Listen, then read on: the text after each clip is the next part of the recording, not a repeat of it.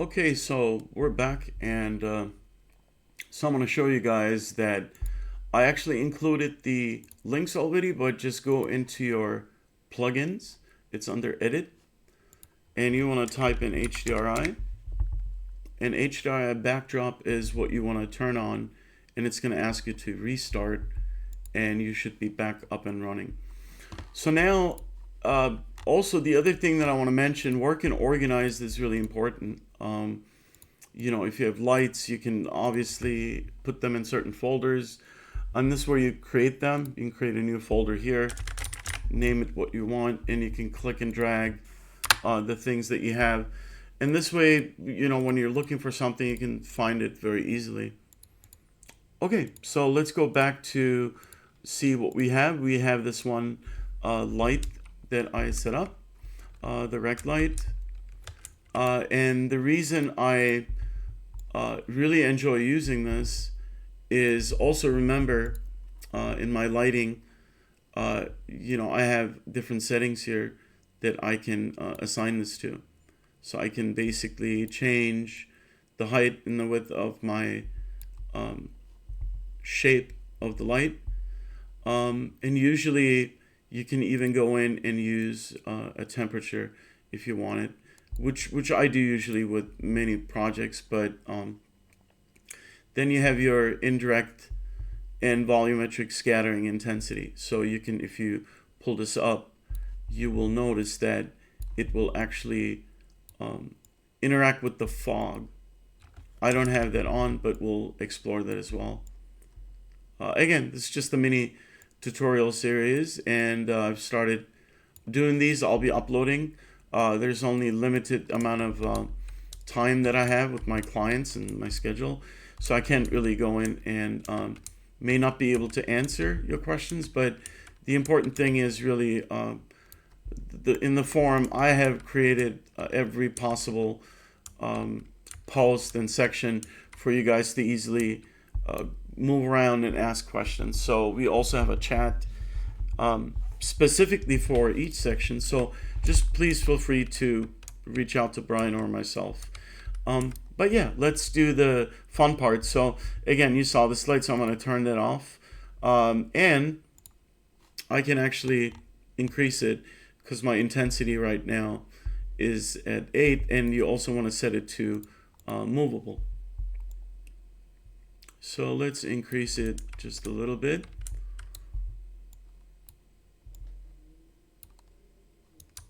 What I'm doing here is really paying attention to how it interacts with another light, just because obviously the more you're knowledgeable about color theory and other things like that, you will be able to build a scene that has really good information bleeding in, not just from color to color, but really understanding the fading of each element and how it helps with shadows. Right now we don't have any, but I will just turn this guy off right now.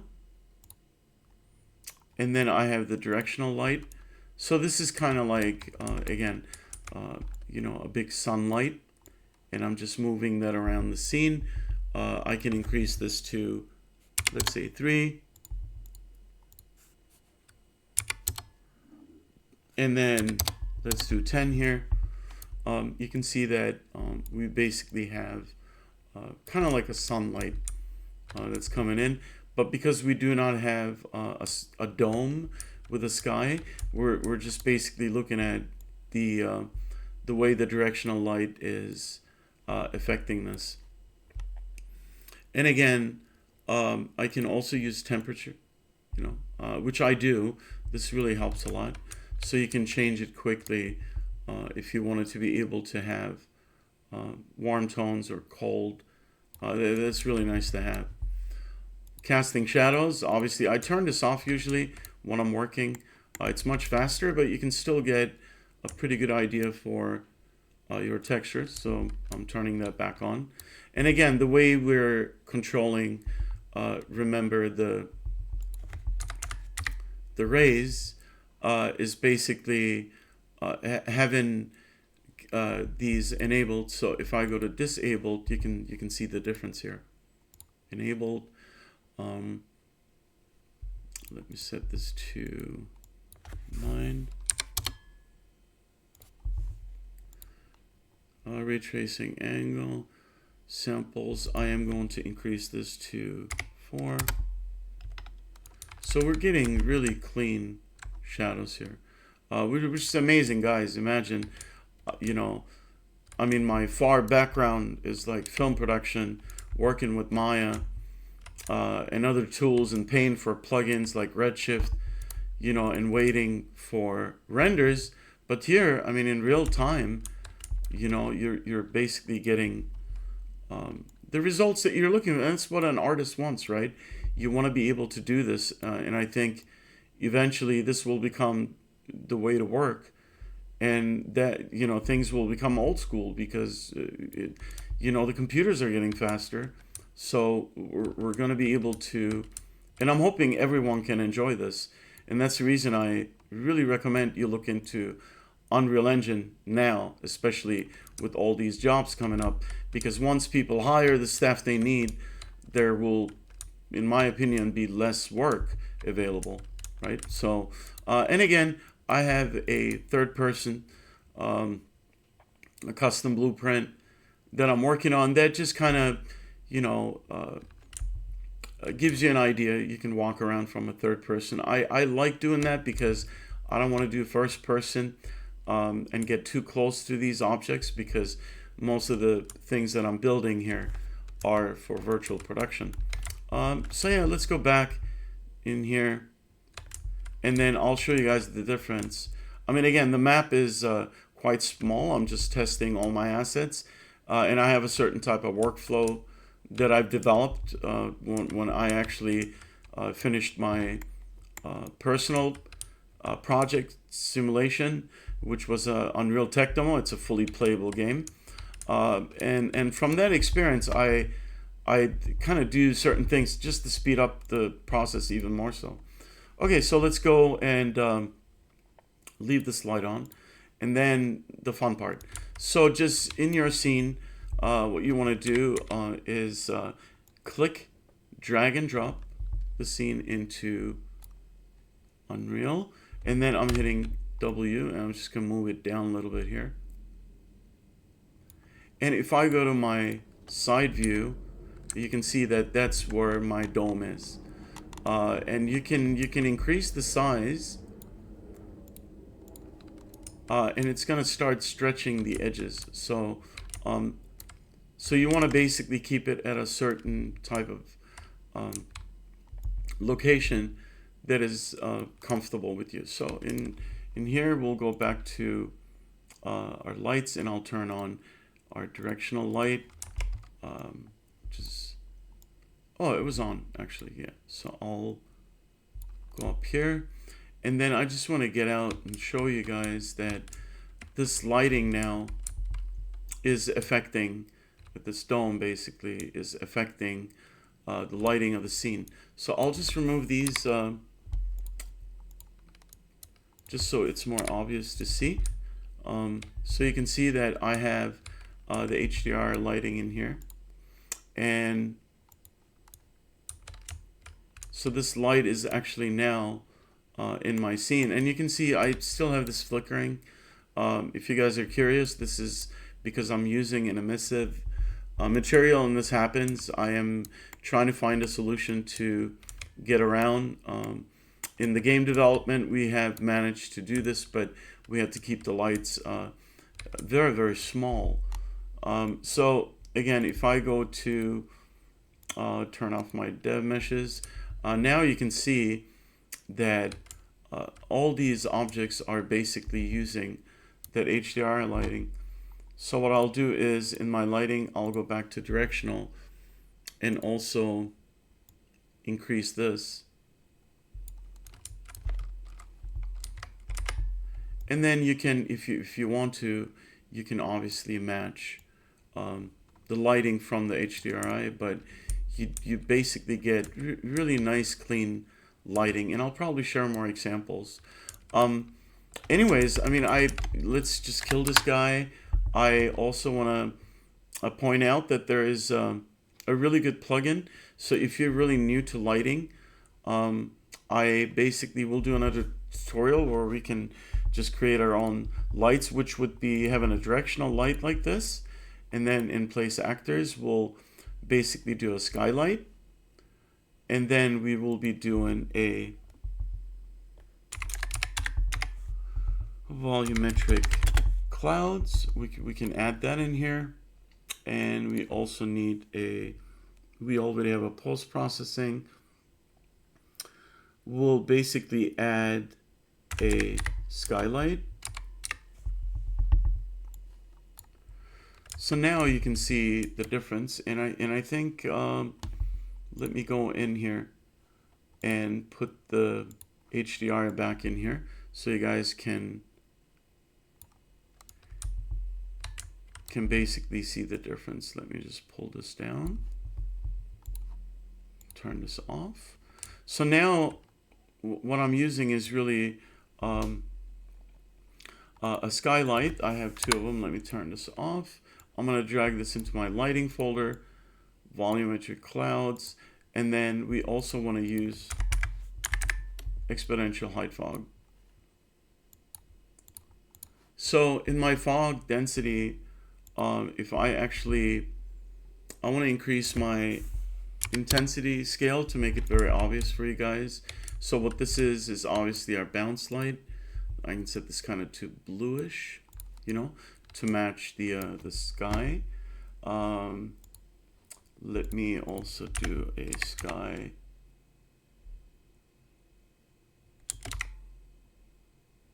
Okay, so we can still basically achieve really good lighting. I want to do a tutorial where I actually set up a lighting entirely using the engine. So for now, I'll just turn pretty much everything off, and I want to show you guys, again, if you're just beginning and you're early on, you can use a plugin called Ultra Dynamic Sky, and you can purchase this. I'll include the link, but now if I go back and turn on the rest of my scene, and imagine if you didn't organize this stuff, you'd be going through a lot of hoops. So I'll kill these guys, kill that. This basically contains everything that we would individually add into our scene. So I'll move this into my lighting, and I'll turn on my meshes. So what this is just basically a much easier way for you to be able to quickly have access to all these elements, and then you can basically change the lighting instantly. And this is a really helpful plugin. I wouldn't recommend this for production, especially for game production. It's going to be really hard because, you know, we try to optimize this. Actually, my friend and myself, Sam Kroom, developing the game. It is actually really great out of the box, but there's different solutions. So if you're actually a lighting artist and you're just basically working on a scene just to kind of get this general GI look, I would recommend looking into this. And this is very detailed, and I can do a tutorial on how to use it, because most people will buy this plugin, they'll start, you know, they'll start playing with just the basic functions that this individual developer has put together, but there is so much more to this, and you can make it look really amazing to achieve the best of it. So like our shadows are a little too harsh here. So with all that said, this is out of the box. I was just excited to share this with people that have not used it, especially doing lighting. You can at least analyze all the meshes and objects, because, you know, it really creates a sense of depth and scale. So that's the reason I'm really excited to show you guys, so you can actually work. In this case, for me personally, I'm working on building assets. So for me, it's really important to quickly, you know, see what I am establishing, and let's turn on my rec light here. I'm just hitting F to get to my light. You can hit G to see it. So my light is still here, as you can see. So in this case, the entrance here, I have two lights that I'm using, emissives, but you can see that I can actually bring in the sky, right? And now let's switch to, I just want to switch to, okay. So I am just kind of looking at the,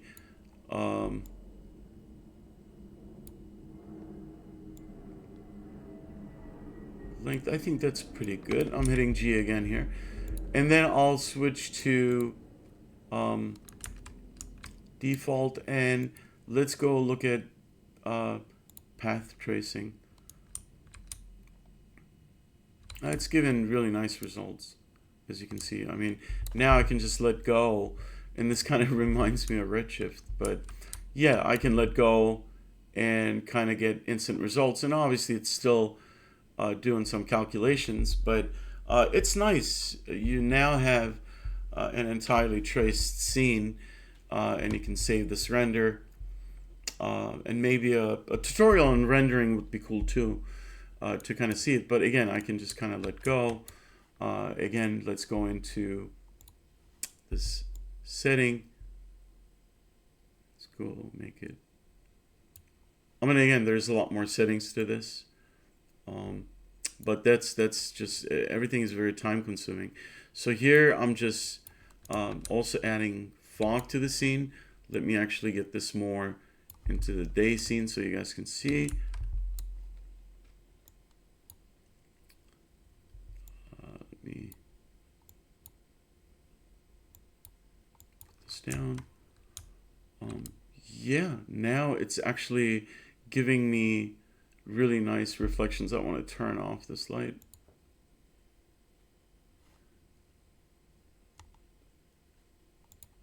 Refresh. We can also animate the day with this, obviously. Clouds take up a lot of course, a lot of real-time data. So what I recommend, you can always go from volumetric clouds into 2D dynamic clouds, so you'll still get good info. I mean, right now I'm obviously hiding that because, you know, I just wanted more of this kind of coverage, which we can change back to normal. And you can see that it doesn't really, I mean, I've used it so many times, it's still giving me really really nice results, right? So let's go to lit now. I mean, again, you can see that these are temp materials.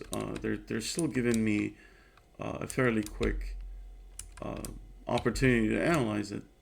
So anyways, hope you guys enjoy this. And again, these are really mini tutorials. If you have any questions, again, I post all the time. Please go in and simply use the search. You will probably find some answers, but if not, you can use the chat in the subscription section, so that way we keep everything organized. But yeah, feel free to ask me questions. I'm always online, and I am hoping to share some more stuff, especially on how to set up your basic lighting if you do not want to use this plugin, or you may not be able to afford it, because I think it's over. I think it's $150 for this plugin or more. Anyways, hope you enjoy this, and I'll see you guys on the next tutorial.